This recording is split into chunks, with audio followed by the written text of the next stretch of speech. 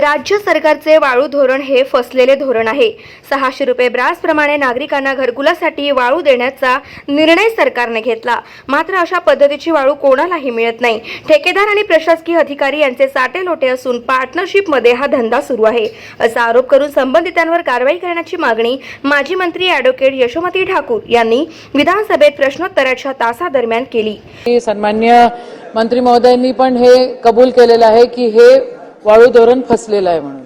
अध्यक्ष महोदय, एवढा हायदोस या ठिकाणी झालेला आहे। आपण 600 रुपयांनी घरकुलाला आपण वाळू देत होतो, तर मूळ मागच्या काळामध्ये ते तसं होतं। अध्यक्ष महोदय, आता काय होतं अध्यक्ष महोदय की 600 रुपये ब्रास प्रमाणे रेती आपण देऊ केली होती, पण परंतु लिलावधारकाने घाट घेतला, त्या रेतीमुळे नदी ते डेपो ही किंमत जाते 2600 रुपये अध्यक्ष महोदय। आणि त्या वाळूचा खर्च वेगळा आपण जर काढला तर 6000 चा वर खर्च त्या ठिकाणी घरकुलामध्ये 6000 च्या वर ब्रास तेवढा खर्च होतो। अध्यक्ष महोदय, या धोरणाला आपण फसवा म्हणणार की नाही म्हणणार? दुसरी गोष्ट अध्यक्ष महोदय, मंत्री महोदय 2 मिनिट मंत्री महोदय आपण ऐकून घ्या साहेब।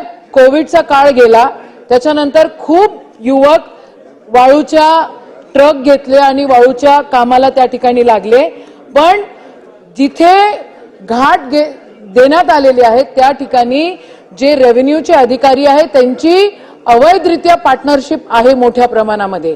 आणि जर समजा त्याचं टायमिंग जर संपलं, समजा ते परमिशनचं टायमिंग 3 वाजता संपलं, तर साहेब 3:10 तो ट्रक जप्त केला जातो।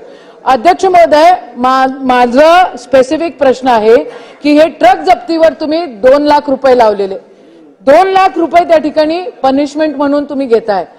बघा, 2 लाख रुपये की 4 लाख रुपये जी काय त्याची किंमत आहे ती, अध्यक्ष महोदय त्या ट्रक बेरोजगारावर तिथं त्यांच्यापाशी पंचनामा काढण्यासाठी त्यांच्याजवळ कागदपत्र नसले तरी ते त्या लोकांना पकडतात आणि ते म्हणतात चला तुमच्यावर गुन्हे दाखल करत नाही, पहिले 2 लाख तुम्ही काढा।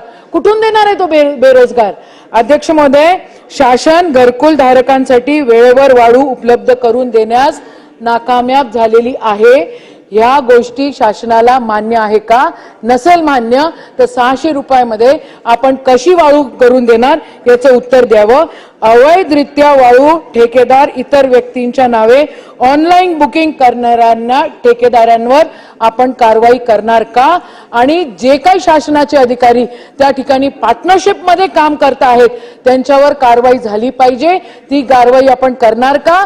शासनाच्या अधिकाऱ्याच्या व्यतिरिक्त पोलीस प्रशासन देखील त्या ठिकाणी मोठ्या प्रमाणामध्ये हायदोस घाल। गाव माझा न्यूज करिता महादेव नवघरे, अमरावती।